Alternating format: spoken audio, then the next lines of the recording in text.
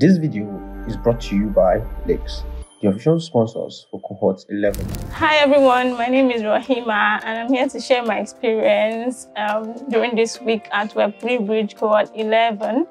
So this week we started learning Solidity. It was exciting because we've been learning theoretical aspects all previous weeks, and it was kind of fun that we actually had to do hands-on coding experiences.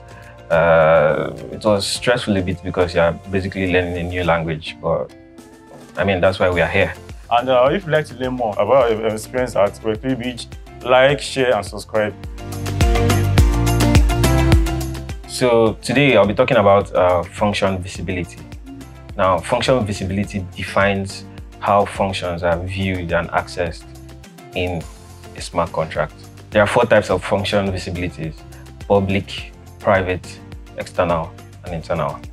So what are public functions? These are functions that are available to be accessed by EOEs, other contracts, and other functions within the contract. So by default, if you don't give the function any visibility type, default, it will inherit the public. So what are public functions used for? They are to make your contracts available externally or internally.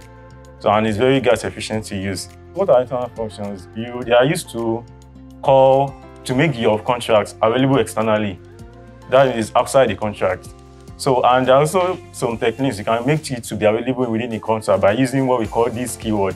But this keyword is gas inefficient because it can cost you more gas. But it has an advantage that it makes your code to be secure by isolating it from other processes. Internal functions are like the opposite of external functions. External functions can be called from outside a contract and can also be inherited and be called from an inheriting contract. But internal functions cannot be called from outside of a contract. Although if a contract inherits that contract, then it can also use the internal function. But a function with its visibility set to private is only owned by the contract that defines the function. It cannot be called from outside the function or the contract, and it cannot be called from a contract that inherits that particular contract. So for more of these updates, like, subscribe, and share this video.